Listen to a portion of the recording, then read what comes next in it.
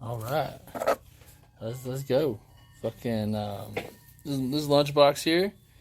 This is my first actual episode on my what's it called? My podcast. Bake Storming. Let me start that over.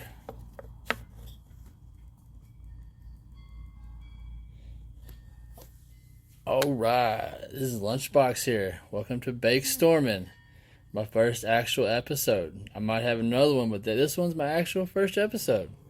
And it took me a minute to think of what I want to talk about. But I figured I'd go to the subject that a good friend of mine from the Navy he inspired me to do this podcast with. This one simple idea I told him. So take this real quick. All right, let's get into this. So I don't know about you guys, but I love going to concerts and going to see live music. But I also love classic rock. And obviously half these bands ain't around. They don't sound the same. Missing half the people. Some bands aren't even anybody in the band. But what if we were able to do that? To be there in those moments, like the first idea that came to me was something, we could do something like a VR type setup, but to do that it'd be a huge bulky apparatus, nothing too simple about it, and it wouldn't be the same, mostly because you wouldn't get the same feeling as you're in the crowd interacting with people. The sights, the smells, the sounds, your five senses. You wouldn't use those using simple VR. But what if, check this out.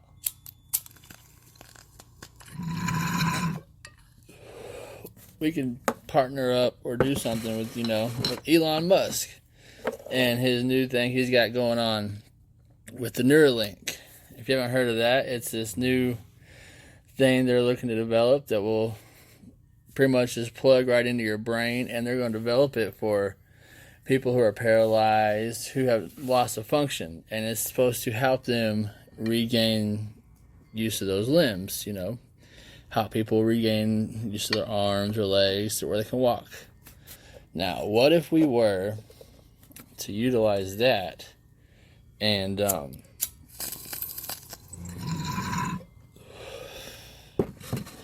we would sit there and we would use the same interface, same everything. But what we would do is, you would be put into like a trance-like state. You'd be out. Basically, you'd be unconscious. But the Neuralink would be hooked up. So it would almost be almost like the Matrix. It would be exactly like the Matrix. Now that I think about it, the Neuralink would be semi just like the Matrix, because in the Matrix they were there, but in reality they weren't.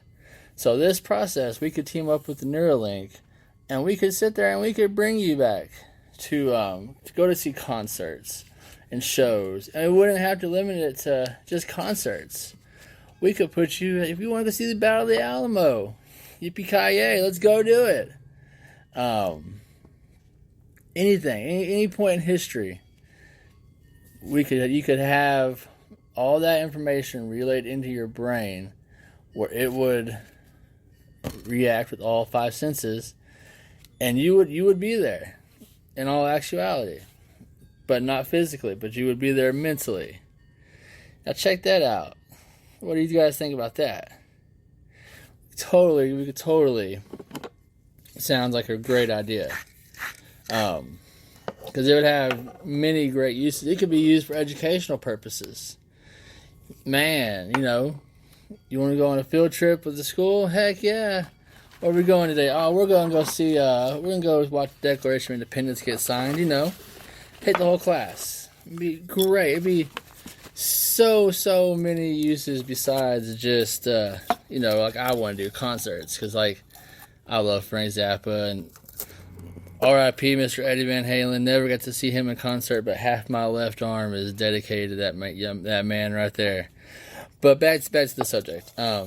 This totally could be used for like educational reasons, and it would totally, man, it would make Bill and Ted's Most Excellent Adventure pretty much come true.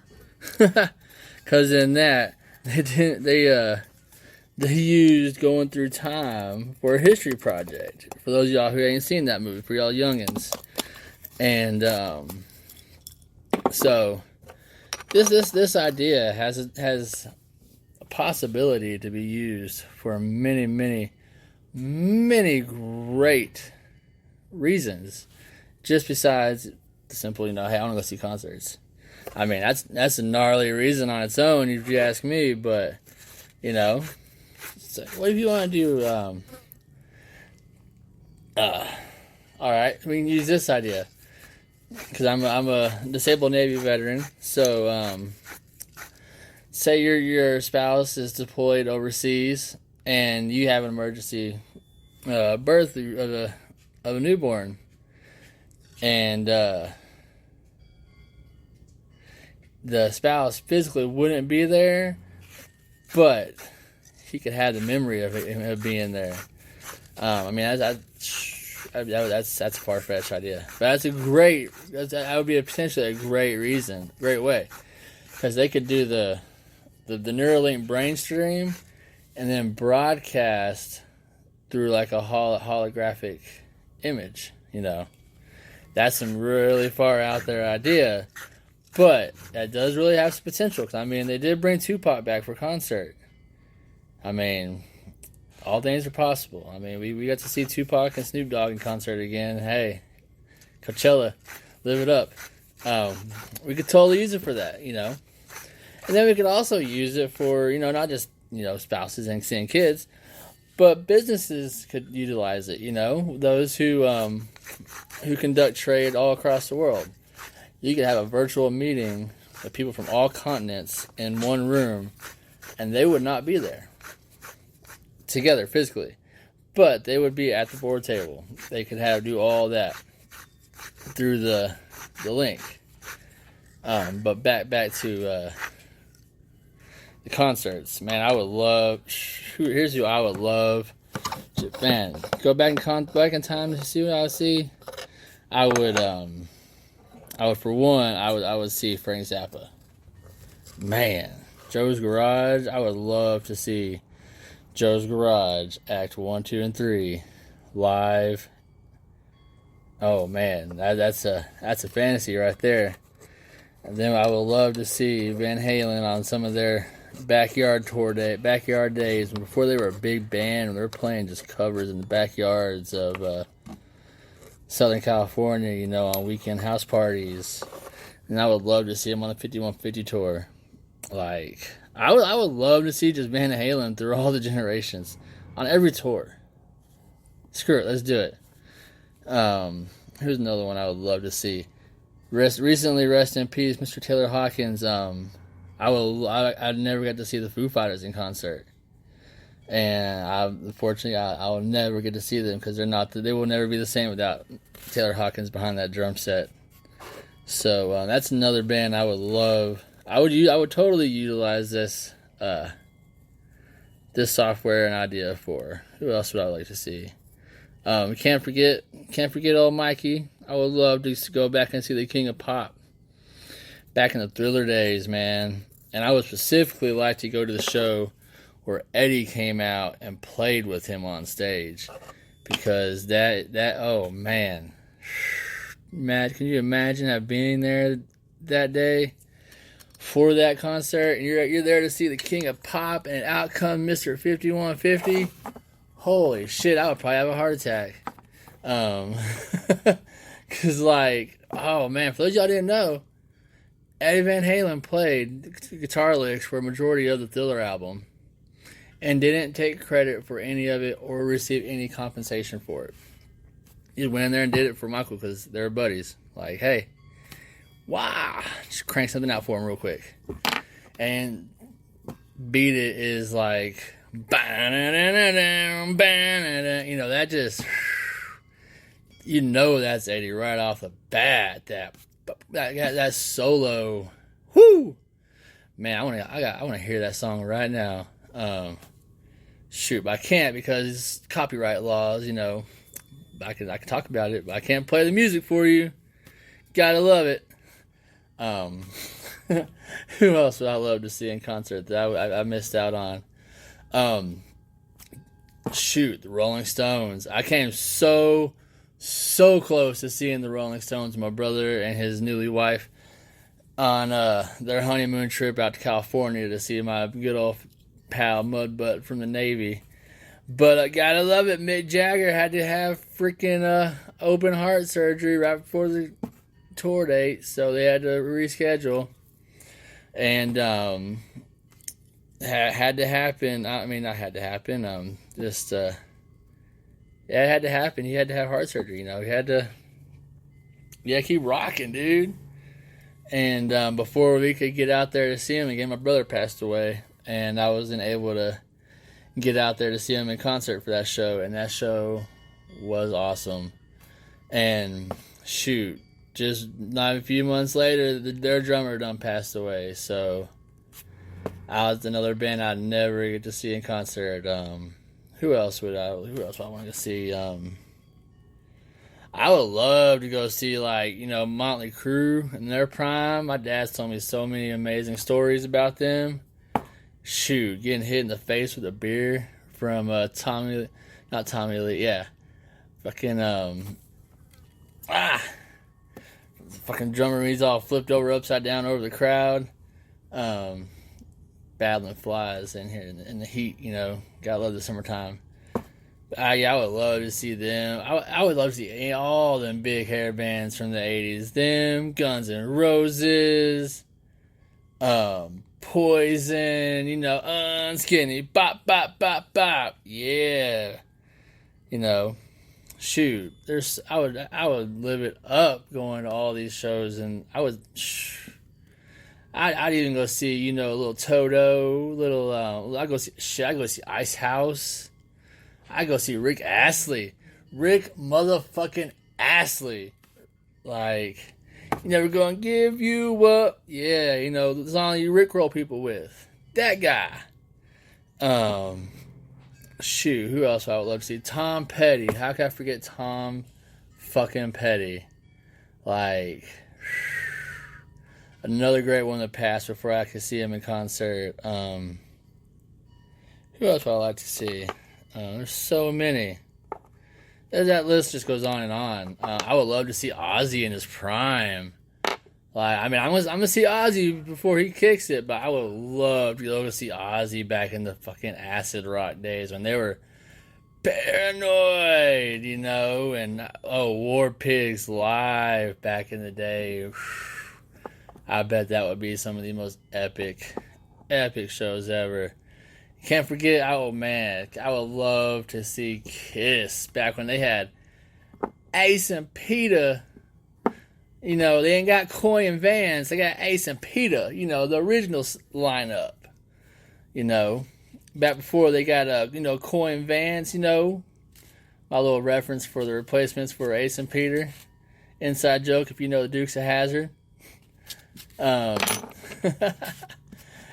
would also love to see Kiss when they had Eric Singer on drums. Not Eric Singer. Eric Singer's Coy. Man, I'm high. I would love to have seen them when they had Eric Carr on drums. Rest in peace, his soul. Man, I just disrespected that guy by calling him some guy that's... Man, I am sorry, Eric Carr. That was... Oh, man, I was slapped in the face because you were one... Shoot, you're up. Your era with Kiss was just as epic and gnarly as with Peter Criss. Man, I would love to see, because you were original. You had your own face setup, face paint. You weren't trying to be like Peter, and he ain't trying to be like Ace. Come on, guys, y'all need to hang it up. You're getting old, Paul Stanley. But I would love to see y'all in y'all's prime. Shit. Back whenever y'all were playing small venues and shit. Back in the club days. When y'all were Wicked Lester. For those of y'all didn't know that. Kiss's original name was Wicked Lester. Look it up. I'm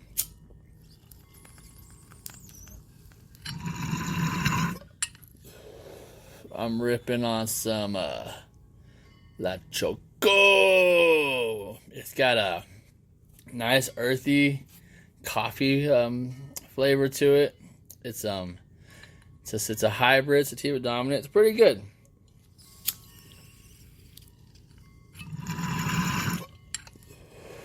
Definitely a sativa high. And I love my sativas.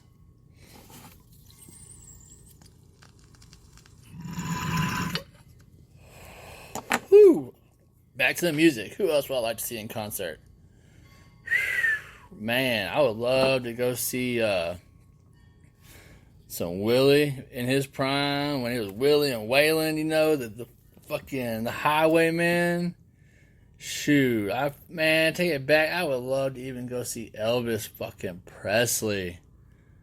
Man, like, for those of y'all, man, I used to be the biggest Elvis fan, and I would do Elvis every year at the talent show. I'd get up there and shake my hips and rock, Jailhouse Rock, you know. I was getting it.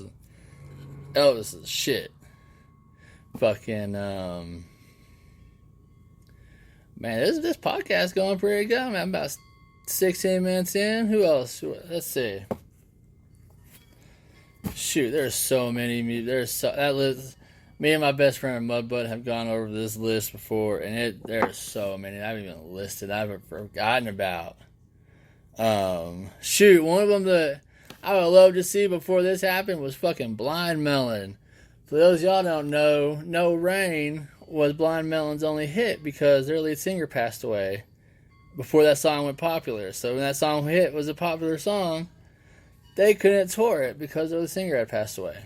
So I would love to have seen them in concert before that tragic accident. I would love to have seen Metallica with their original bass player. Like, oh man, the original lineup for Metallica.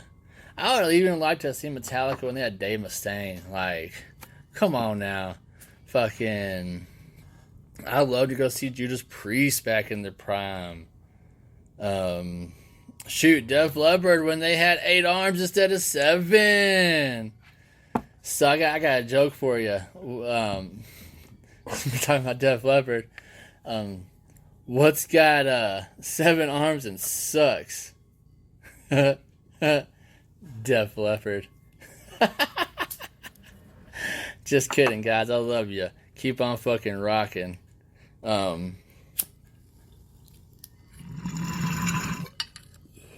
What's it called? Seeing Def Leppard in concert out there in San Francisco, man, it was amazing. We were right there on the field.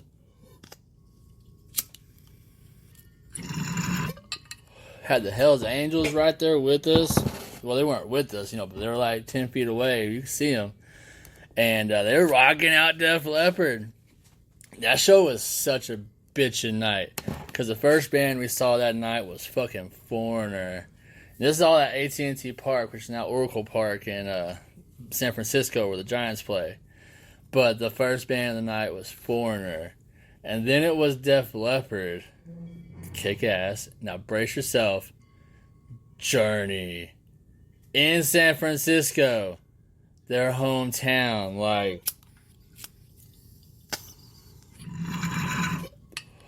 not gonna lie, I was totally waiting on Steve Perry to come out on stage, man. I was waiting. But hey, that front man they got, man, he sounds just like Steve Perry, man. He got the chops. So like, hey, job well done.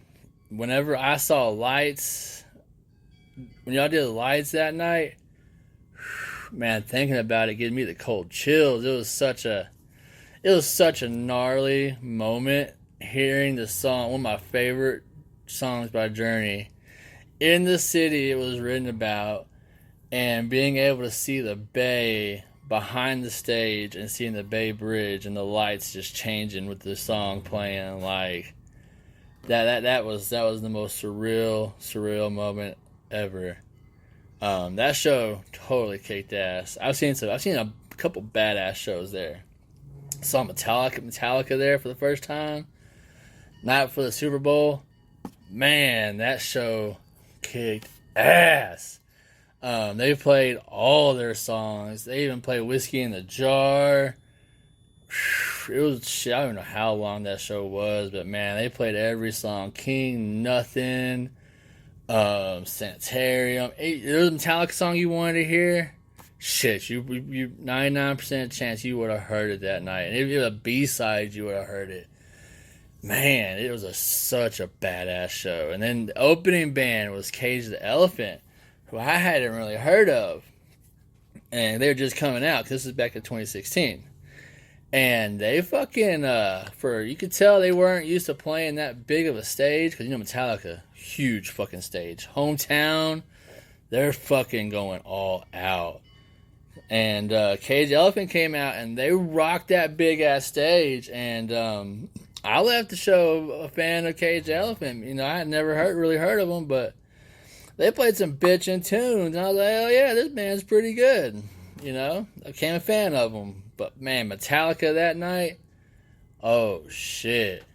Like, Kirk Hammett's all stops like in between the songs, he's like, I was born like fucking 15 minutes away right over there.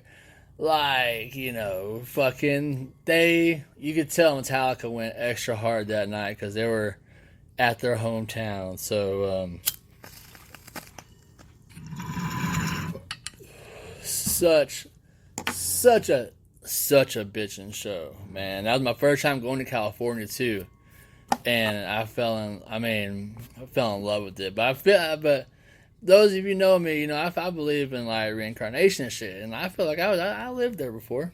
Totally felt like the vibes were there. But who else? Oh man, back to that. Shit, I totally forgot about this.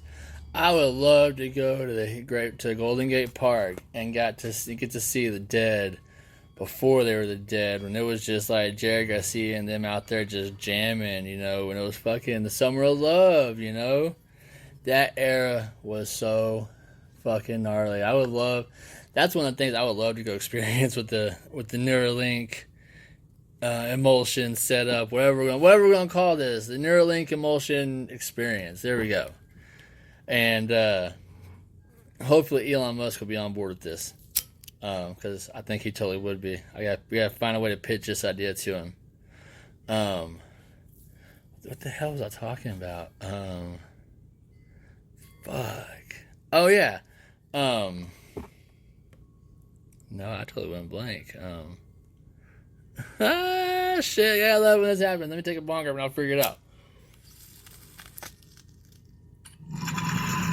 Oh yeah, the Summer of Love. That was it. That's all it took. Because back in that day, man, like it was nothing to see Jefferson Starship out there. Not Jefferson Starship, Jefferson Airplane. Before they were a starship, before they built that city on rock and roll. Yeah, knee deep in the hoopla. You seen Janis Joplin out there hanging out, Jimi Hendrix. It would have been the place to be. Like, holy hell, man. To have been there during that time, that would have been something surreal. Because if you haven't been to Golden Gate Park and gone to Hippie Hill, I really, really recommend it. Because for like the Jews and the Muslims to go to the Weeping Wall in the Middle East and Israel, I consider the Hippie Hill the Mecca for stoners. Where like if you're a stoner, you need to make a Mecca or whatever, the journey to the Hippie Hill, and just go there and hang out and experience it. Best times around 420, but it's good any time of the day. Super chill, super peaceful. Nobody's gonna fuck with you. I pulled out my little bubbler, my little nice-ass glass bong. I would sit on the hill and just take bong grips all day when I was living out there, and nobody ever hassled me. Shoot, I had some people even come up to ask me to buy some weed from me, Totally cool. And the spot right in front of Hippie Hill is this big, beautiful meadow. And R.I.P. Robin Williams, the name of that meadow is Robin Williams Meadow. And it's a beautiful spot to hang out and picnic with the family if you got kids, you know. Go there on a Saturday afternoon, Sunday afternoon, you'll see tons of families out there picnicking. Kids are kicking the soccer ball around, you know, everybody just hanging out, having a jolly good old time. And that's one thing I love about that city, is just like everybody is so cool and chill. Like, there's no big box stores. I mean, there's Trader Joe's and natural grocers, but not natural grocers, Whole Foods. What's it called? Open this grinder up. It's squeaky. Damn, it's lucky. Yeah, go there. Because at San Francisco, man, you gotta go. It's a beautiful tourist spot if you can get past the shit on the ground and the people shooting up heroin on the side of the road. Totally cool. Just kidding, but yeah, for real, you'll see that on the side of the road. Totally, you'll see people shooting up like ain't nothing but a thing. Because they think they cool about it like that, which I'm not cool with. Just a heads up. My thing is marijuana. I can't stand I can't stand that hard shit, you know.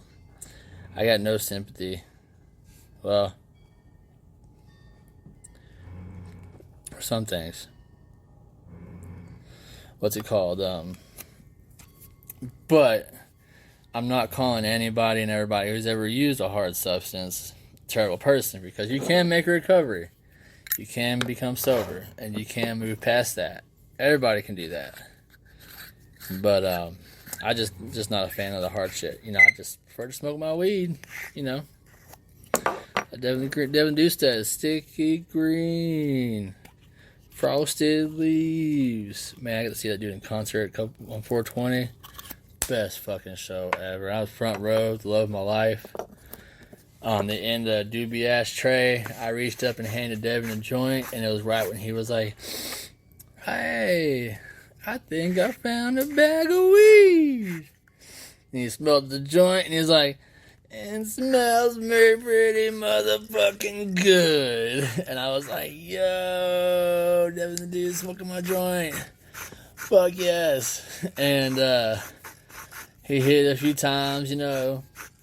And then he passed it back to me, and I hit it a couple times and passed it to love of my life, and she hit it a few times and killed it. And it was one of the most bitchinest moments ever, you know, sharing a joint with fucking Devin the dude. And then after the show, he was hella fucking cool and was chopping it up with us, you know, side stage, man. Got some pictures taken with him, and chopped up for a few minutes, and he was a real fucking humble and chill dude that I would love to fucking chill and just smoke with one day. So shout out Devin dude. What's up? I would love to fucking chill and smoke with you. Fucking let's link up sometime. Fucking let's do something. I'll roll you the biggest and fattest and best joint you've ever fucking smoked. Nobody rolls them like me. Calling everybody out. You think you can roll a better joint than me? Let's see it. Fucking I'll find a way where you can reach out to me. Let's do it. This is my what is that called? My nightcap. I'm gonna wind it down with this bowl right here. It's got a nice ass letter keef in the middle. It's like like tiramisu. Fancy. What was we talking about? Oh yeah, the brain thingy. That's what we're gonna call it, the brain thingy. So yeah, this is my first podcast. I hope y'all enjoyed it. We touched on all kinds of things. A little bit of history, a little bit of music history, a little bit of music commentary. You know, a little bit of science. You know. So this was just kind of what you can expect from me, you know, a little bit of good little conversation, you know, starter, you know. Damn fucking flies.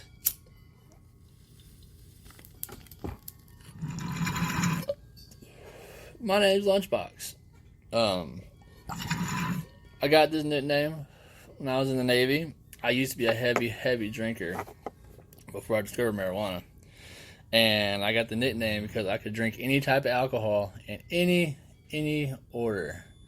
Liquor, beer, wine, tequila, you name it, I can mix it up and fucking get down. Never got sick. I had an iron stomach, like old school lunch pail. So Lunchbox was it. And then I discovered weed, and Lunchbox just carried on from there, man. I'm a gnarly motherfucker.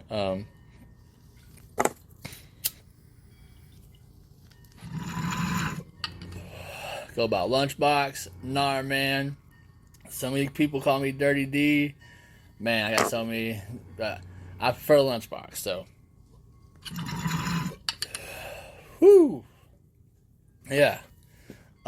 If you have anything you want me to talk about on a podcast in the future, shoot me an email. Let me know. I'm always down to hear what people got to say, what people want to hear about. If you have a special topic you want me to talk about, fucking shoot me an email, bruh. If you want to be a special guest, shoot me an email. We'll figure something out, man. Fucking,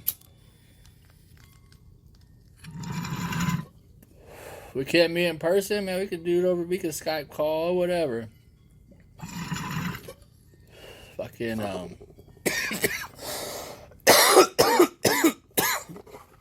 whew, your night's almost over. You start coughing.